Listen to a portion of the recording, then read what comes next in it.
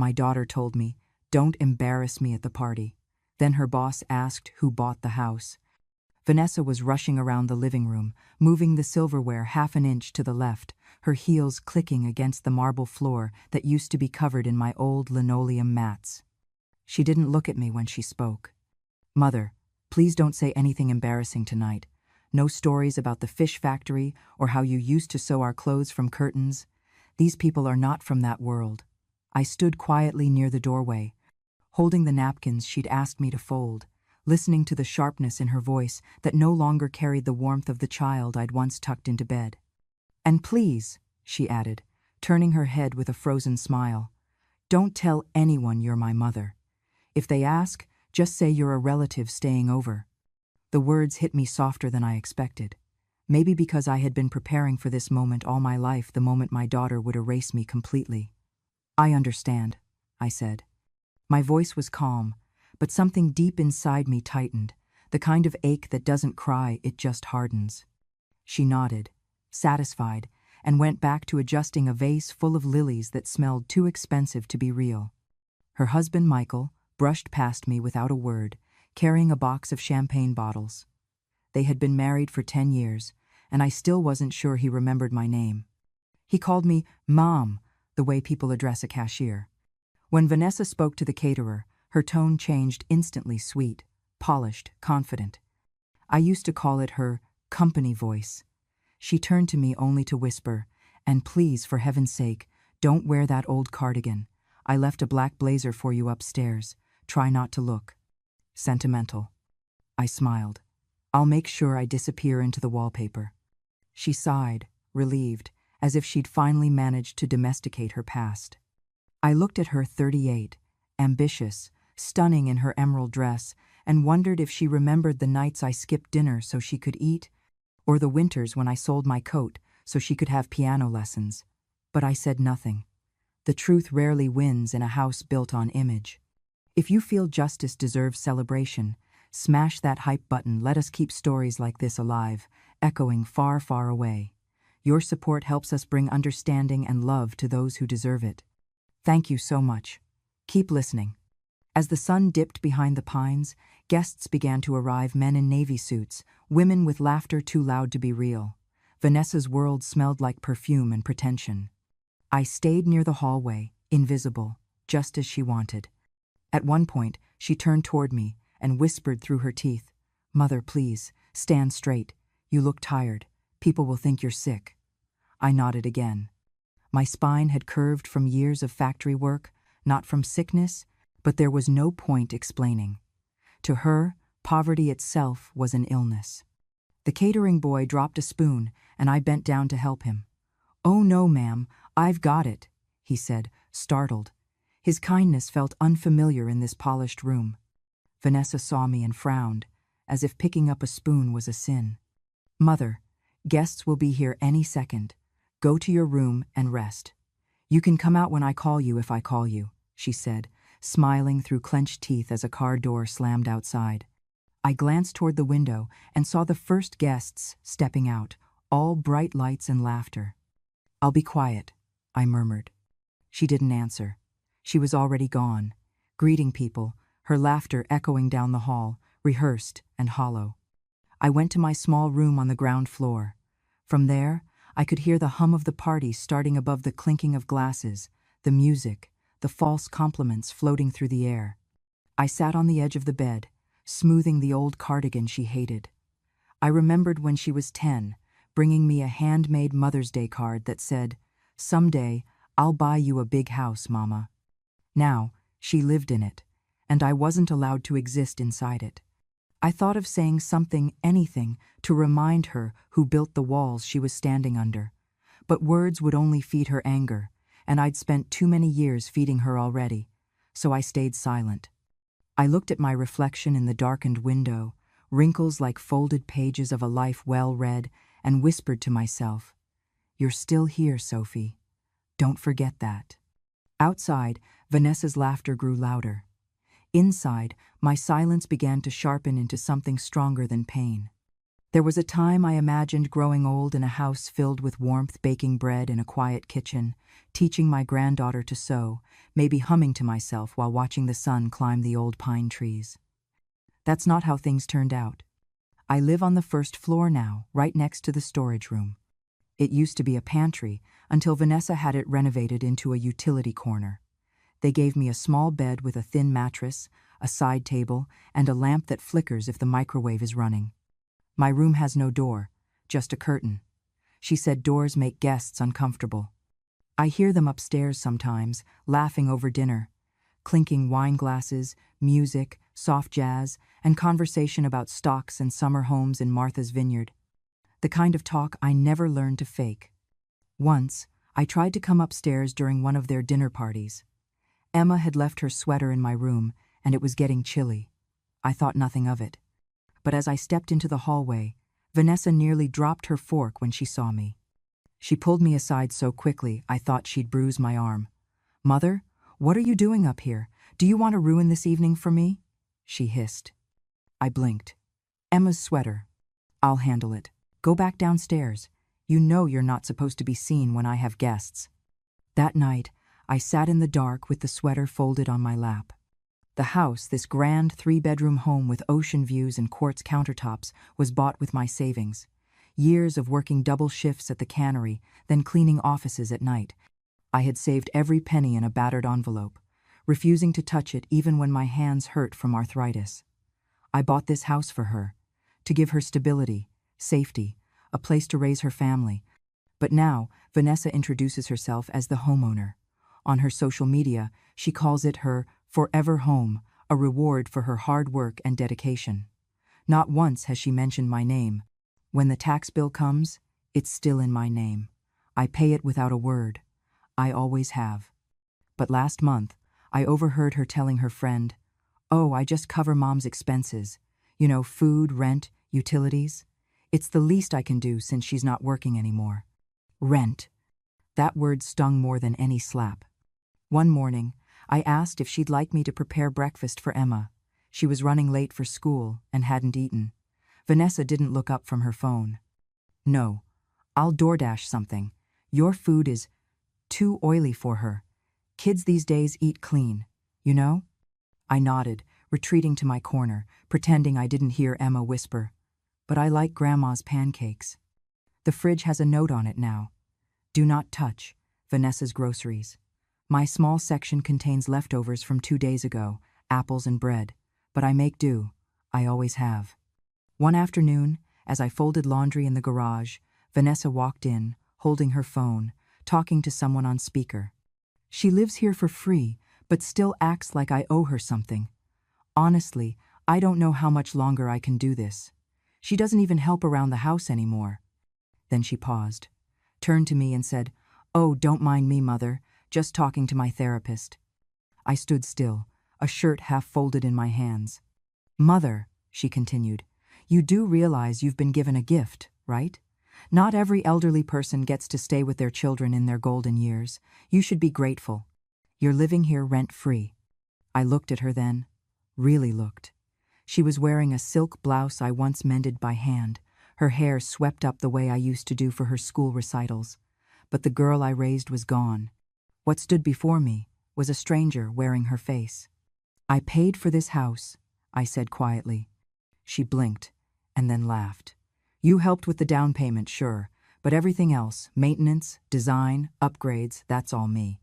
"No, Vanessa," I replied, my voice steady. "I paid in full, in cash. The deed is still in my name." Her expression flickered, just for a moment, but then she smiled, that sharp, rehearsed smile. "Technicalities. Anyway, people know me as the owner. That's what matters, right?" I wanted to argue, to scream, to remind her of who I was, what I had done. But instead, I looked down at the laundry in my arms and said, "You're right. People know what they want to believe." The only soul in that house who ever saw me was Emma. Every night, she sneaked down after her bedtime to sit beside me and talk about her day. "You're my favorite person in this whole house, Grandma," she whispered once, hugging my arm. That was the night I decided I would not die in this house as a shadow. I may be old, I may be quiet, but I am not invisible. Vanessa was 10 the last time she asked about her father. It was winter, the kind that made your breath hang like smoke and your bones ache for warmth. She came home from school with tears in her eyes because the other children had teased her, said her father had left because her mother wasn't good enough. She looked at me that day with something new in her eyes, something sharp and curious, and asked, "Mama, is it true? Did Daddy leave because of you?" I remember setting down the pot of soup I was stirring. I wanted to tell her everything, the gambling, the shouting, the bruises I had hidden under my sleeves, the nights I prayed he would not come home drunk. But I couldn't. I saw the small girl in front of me, trembling, her fingers clenching the straps of her backpack.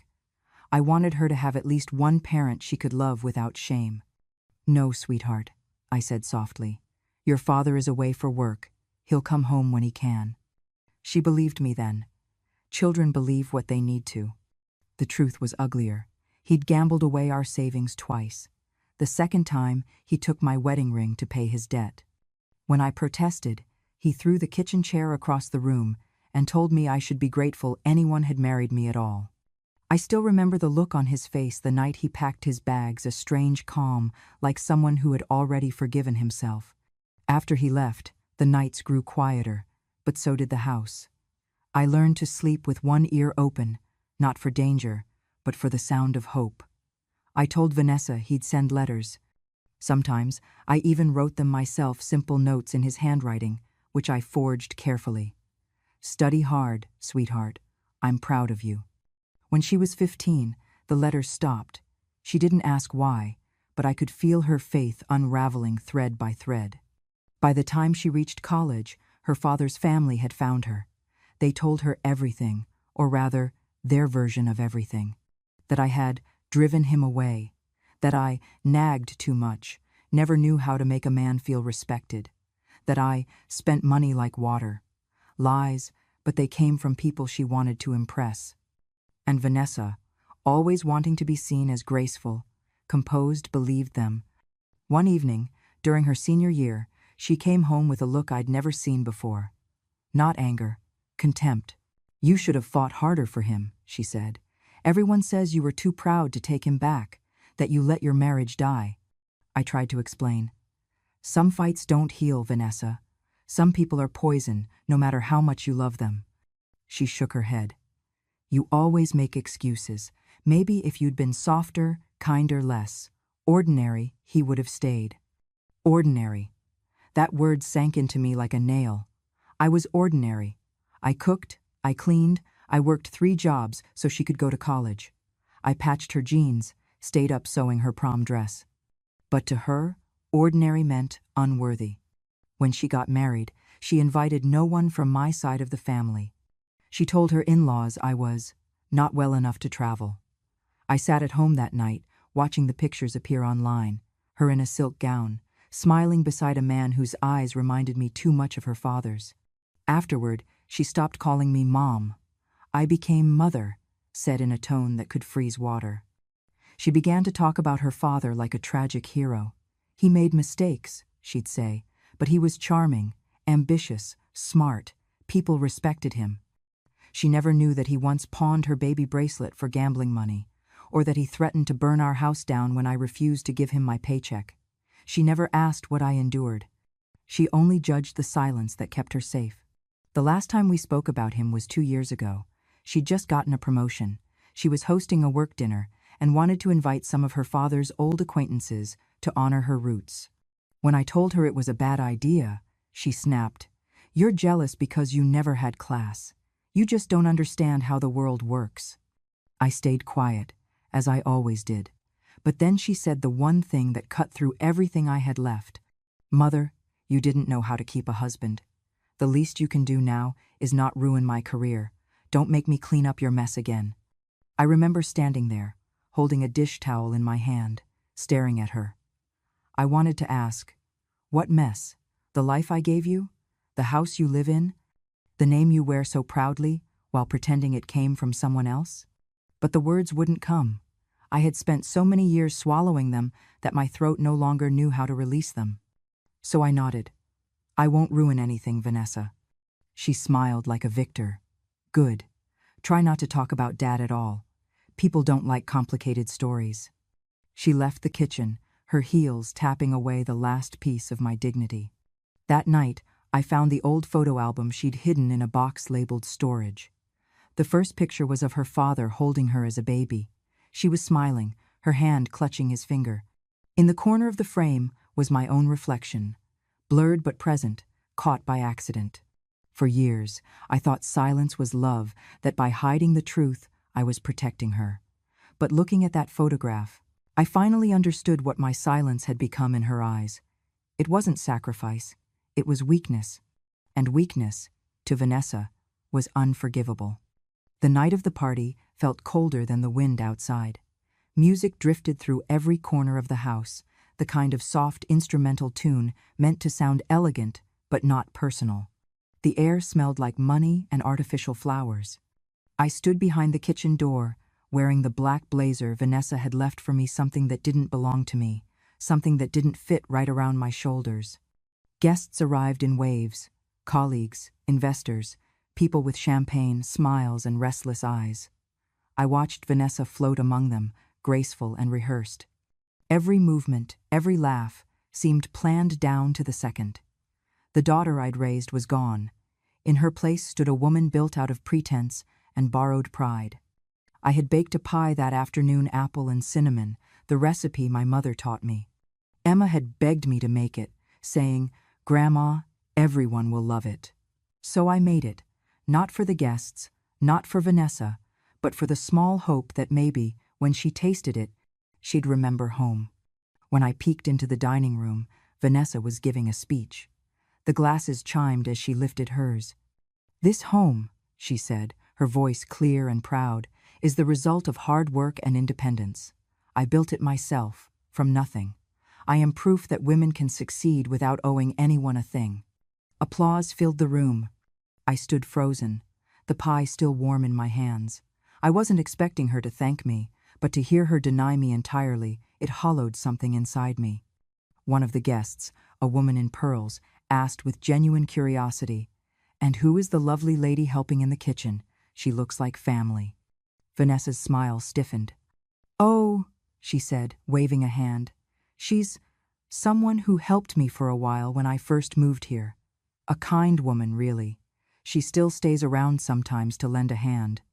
Laughter followed, polite and fleeting, like wind brushing across glass.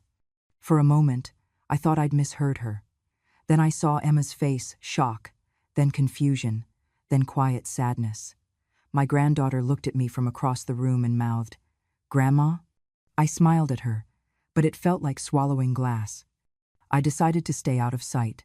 I went back to the kitchen and began arranging dessert plates. My hands trembled slightly, but old habits steadied them. I placed the pie on a tray and walked toward the dining room. The floor was slick from spilled wine, and before I knew it, my foot slipped. The tray clattered, the pie slid, and time seemed to slow. The laughter stopped. For half a second, there was silence, the kind that fills your lungs before a storm. Then Vanessa's voice, sharp and cold. "Oh my God, Mother, I told you to stay in the back. Can't you follow simple instructions?" Gasps rippled through the crowd. Someone tried to help me up, but Vanessa's words cut through the air again. "I swear, you are determined to humiliate me. You can't even walk straight. You're supposed to stay in the storage room, remember?" The word storage room made a few heads turn. I caught sight of Emma clutching the edge of her chair, tears brimming. A man laughed awkwardly to ease the tension, but others just looked away, pretending to check their phones or sip their drinks. That kind of embarrassment, too intimate for strangers to witness, makes people cruelly quiet. I got to my feet slowly, ignoring the pain in my knee. "I'm fine," I said softly. "No harm done." But Vanessa wasn't done. "You've done enough," she snapped. "Please, just go back downstairs before you make this worse." I looked at her, the way her jaw trembled, the way her eyes darted between me and her guests. She was terrified, not of me, but of the truth of me. She didn't want them to see where she came from, who she came from. I picked up the pieces of the broken dish, one by one, and placed them on the tray. My fingers stung where the shards had cut the skin, but I didn't stop. When I was done, I straightened, met her eyes, and said, "Of course, forgive me." I walked out of that glittering room in silence. Behind me, someone whispered, "That poor old woman." In the hallway, the noise from the dining room grew faint again, laughter resuming, music covering the wound like a bandage too thin to matter. I reached my small room and closed the curtain behind me. The smell of cinnamon and sugar still lingered in the air, mocking me with sweetness. I sat on my bed and stared at my hands. They were shaking, but not from age. It was something else, a quiet fury, colder than sadness, steadier than anger. Outside, applause erupted again. She was probably making another toast, smoothing over the scene with charm and lies. For the first time in a long time, I didn't cry. I didn't even sigh. I just whispered to the empty room, "So this is what shame looks like when it forgets who it belongs to." The night carried on, bright and empty, but in my chest, something shifted like an old clock starting to tick again after years of silence. I stayed in my room the rest of the evening, listening to the sound of forks scraping china and voices dancing across lies. Vanessa's laughter floated down the stairs, polished and hollow, bouncing off the walls like a stage performance. I did not eat. I cleaned the small cut on my hand from the broken plate and wrapped it with a kitchen napkin. The sting was nothing compared to what she had said in front of them all. "You're supposed to stay in the storage room, remember?"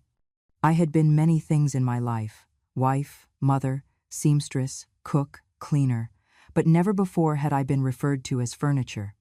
At midnight, long after the last guest left and the silence returned to the house, I opened the drawer beside my bed and took out the small red book I hadn't touched in years. My savings ledger, the one I'd kept since I was 16. Inside it were notes scribbled in pencil, fading calculations, names of people I'd lent to and never asked to repay. Tucked inside its front cover was a worn photograph of a boy with wide eyes and a crooked smile. Zachary. He couldn't have been more than 8 when I met him, one of the dozens of children at the local shelter where I volunteered twice a week. The first day he refused food, too proud to eat a meal labeled charity. I made him a sandwich instead and called it a special request. He had 3 more that week. Over time, I learned his mother had died young, and his father had never stayed long enough to be remembered. Zachary was sharp, quiet, and always hungry for knowledge, for kindness, for something he couldn't name. On his last day at the shelter, before he was transferred to a foster home 2 towns over, he hugged me with all his little strength and said, "One day, I'll tell the whole world how much you mattered." At the time, I had laughed softly. "Just tell them you had a good sandwich, dear." But now, that boy was a man. And not just any man, he was an investigative journalist for a media network known for pulling masks off politicians and CEOs alike.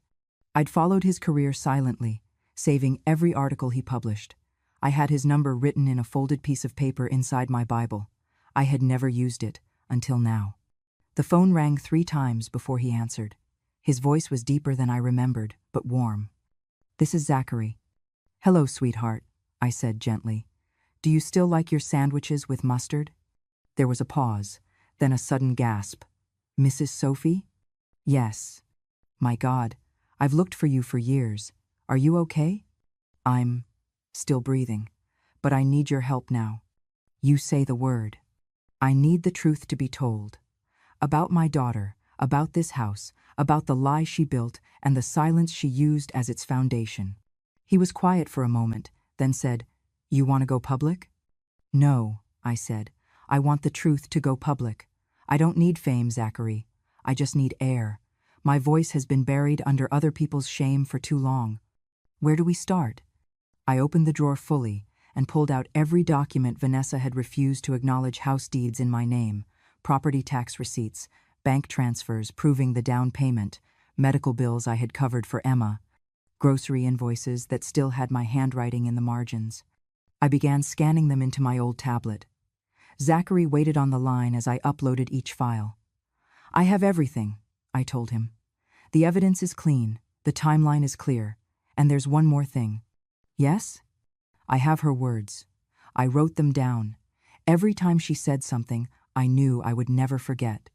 I wrote it in a journal, every insult, every lie, every time she claimed she made it all on her own. Zachary's voice cracked slightly. You always kept the receipts, huh? I always kept the truth, just didn't know where to put it. Now I do. He cleared his throat. This story, it's going to be messy. People will call it family drama, generational resentment, all the things they say to dilute the truth. Let them talk, I replied, but make sure they hear me first. He paused again, then said quietly, You once told me to pay it forward. I never forgot that. But tonight, I'm paying it back. You are not a footnote in someone else's story, Mrs. Sophie. You are the headline. I hung up and stared at the wall. For the first time in years, I felt taller, not stronger, not younger, just I restored. Like I had found the version of myself I had left behind in the folds of laundry and silence. Outside, the wind picked up. The sea was humming in the distance, low and ancient. I knew Zachary would not fail me. He had nothing to gain from helping me except dignity. And that was the one thing no one had tried to steal from me. Not yet. The next morning, Vanessa came downstairs, hungover and chipper. Mother, she said sweetly, sorry about the pie incident. You know how people are, always dramatic. I looked up at her from my chair. I know how people are, I said, especially when they're pretending not to be. She tilted her head. Are we okay? I smiled, slow and deliberate. We will be. Because I had already set the wheels in motion. And this time, I would not be quiet. This time, the world would hear me even if it came from someone else's pen. The article dropped on a Tuesday morning. I was sipping my tea, the same way I did every morning slowly, with both hands wrapped around the cup when my phone buzzed once, then twice, then a dozen times in rapid succession. I hadn't heard it ring that much in years. The screen lit up with messages from people I hadn't spoken to in decades. Some were from my church group, others from old neighbors. The only words they sent were links and two-word messages. Is this true? You saw this? She really said that? I didn't click the link immediately. I waited. I wanted to finish my tea. By the time I opened Zachary's article, it had already been shared over 27,000 times. The title read, Self-Made or Self-Faked. The Truth Behind Vanessa M., PR Darling of the Northeast. The first paragraph was surgical. Zachary had a way with words firm, but never cruel. He laid out her public image. Daughter of resilience, woman of ambition, the face of modern branding, a walking billboard for female empowerment. Then he introduced the real foundation of that image, me. He detailed the house, purchased in full by me, still registered in my name. He cited the tax records, the utility bills I'd covered, the transcripts of Vanessa's speeches, side by side with her personal emails. And then, the dagger. An internal email leaked from Vanessa's company, one she had sent to her brand design team 6 months earlier. We're not using any real family photos for the campaign. My mother doesn't have the look we want, too provincial, too worn. The brand needs polish. I've worked hard to erase that narrative. Let's not bring it back in the visuals. And another, even colder. I've built a career on image. If anyone knew my mom still folds laundry in a basement bedroom, the whole illusion collapses. Keep that out of all interviews. The comments section exploded. There were screenshots, reaction videos, TikToks, reposts on Twitter, LinkedIn think pieces with titles like When Authenticity Backfires, PR, or Purison. The cost of erasing your roots. Within hours, her name trended in every digital corner.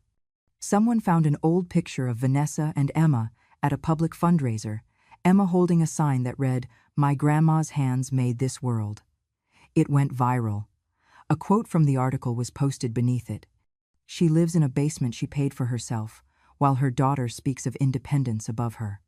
The backlash wasn't kind, but it wasn't cruel either. It was exacting.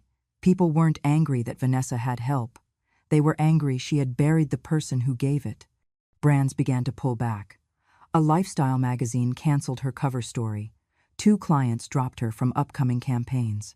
Her agent issued a statement saying they were re-evaluating their professional relationship.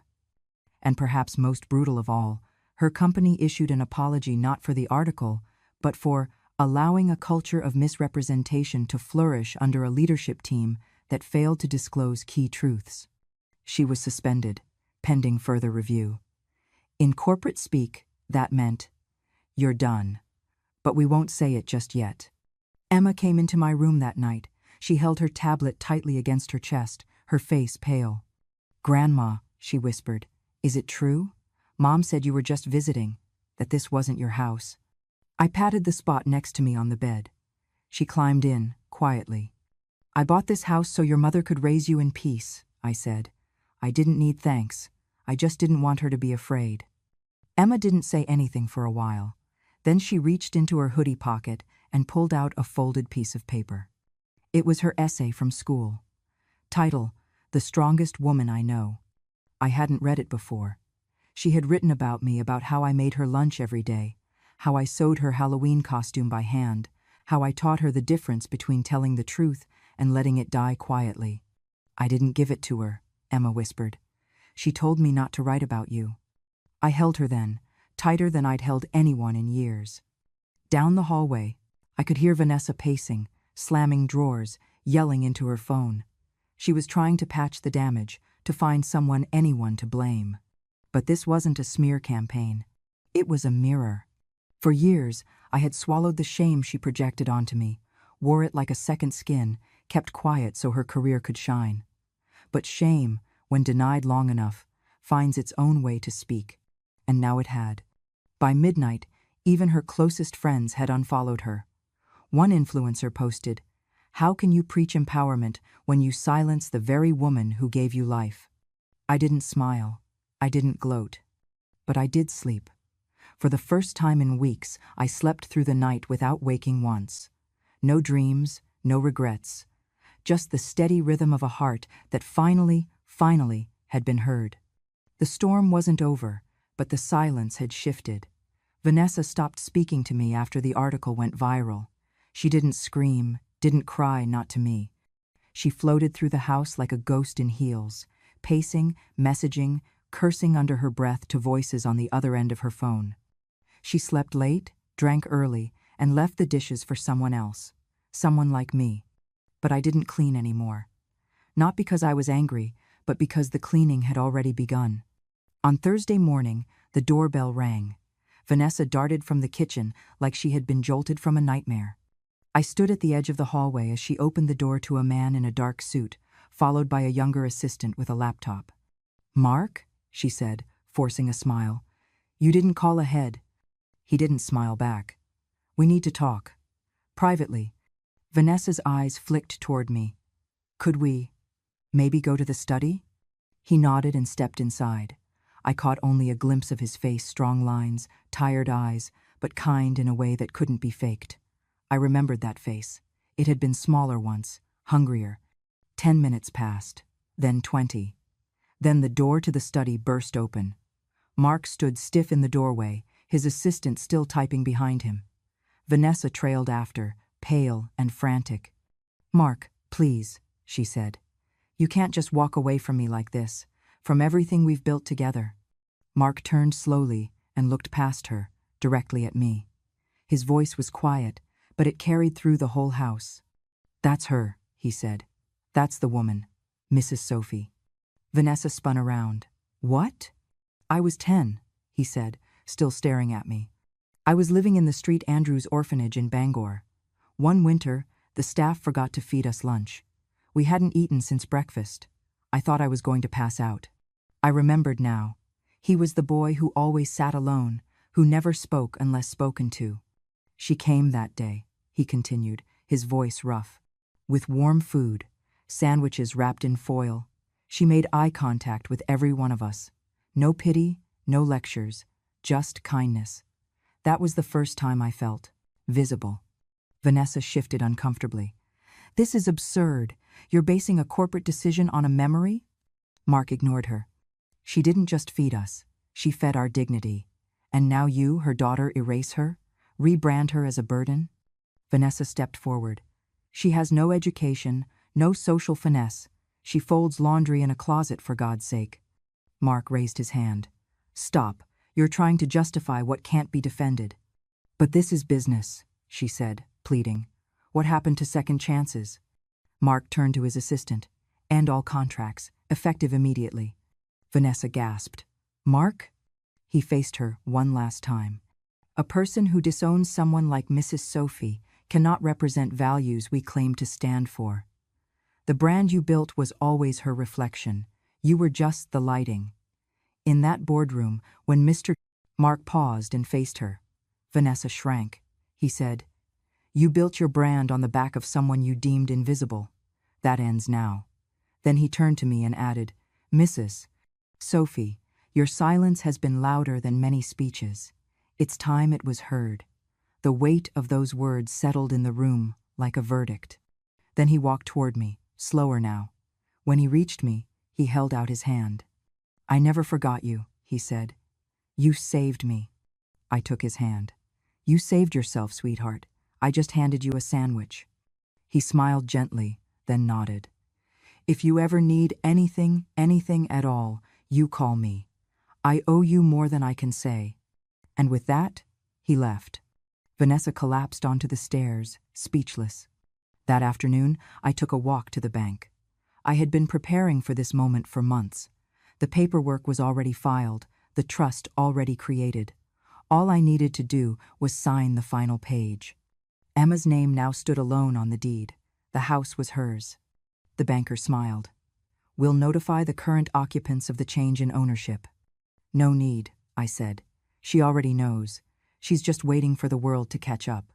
The deed is signed. Emma's name alone lies on it now, not as a pity gift, but as a handoff of legacy. I returned home to find Vanessa pacing, waiting. You talked to the bank, she said, eyes wide with disbelief. They called me. They said the house is no longer in your name. I set my bag down. Correct. Why would you do that? She shouted. You're punishing me by giving it to a child? She's not a child, I said. She's the only person in this house who still remembers how to be kind. Vanessa's hands shook. You can't just throw me out. This is my home. No, I said softly. It never was. It was a gift you thought was yours to rewrite. She sank to the floor, trembling. I'm your daughter. I nodded. You are. Then please, she begged. Let's fix this. I'll say sorry. I'll post it publicly. Just don't take everything. I walked over, crouched beside her, and looked her in the eyes. Do you remember what you called me during the party? She froze. You told a room full of strangers that I was a burden, an embarrassment, that I should stay in the storage room.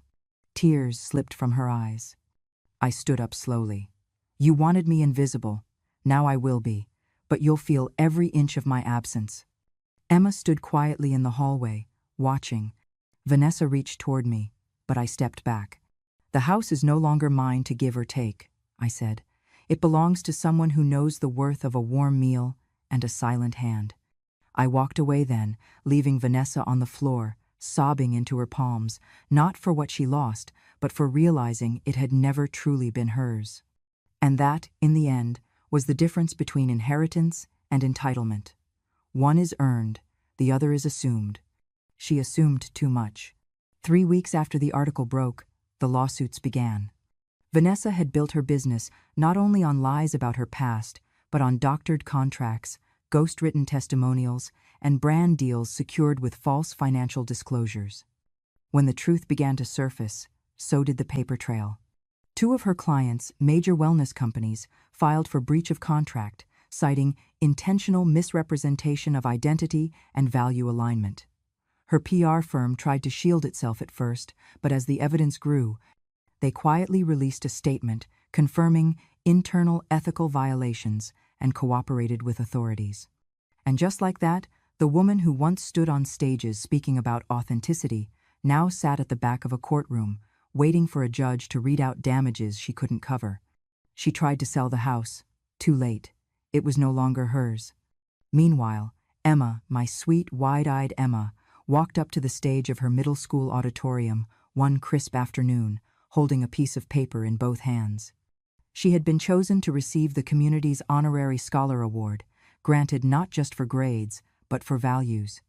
Her essay, submitted without my knowledge, had reached the review board after it was published in the local newspaper, alongside an op-ed about intergenerational wisdom. She cleared her throat, looked up, and said, "My grandma taught me that strength doesn't shout. It waits. It remembers. It builds in silence until it's time to be heard. When I was little, I thought heroes were people in capes. But my hero bakes apple pies. She folds laundry. She tucks people in without asking anything in return. She gave away her credit, her comfort, her space, all so someone else could shine. Now, I know better. Thank you, Grandma. You never asked to be recognized.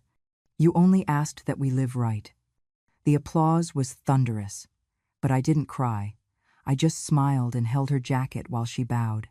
A week later, Emma and I walked by the ocean, her little hand in mine. The waves stretched forever, the way memories do when they're not ready to let go. The sun was beginning to set, the sand soft under our steps. "This is where I used to give out soup," I told her, pointing to a patch of land near the old pier. "On Tuesdays. Hot potato, with lentils if I had them. Most folks didn't say thank you, but that was never the point." Emma squinted at the horizon. "What was the point?" I smiled. "To remind people that someone saw them, that they mattered even if just for the time it takes to finish a bowl." She nodded slowly, thoughtful, beyond her years. "Now," I continued, "I give out something else." "What?" "A lesson, just one, about where kindness goes when it's forgotten." She tilted her head. "Where does it go?" "It waits," I said, "until it becomes truth. And truth doesn't disappear, it just waits its turn."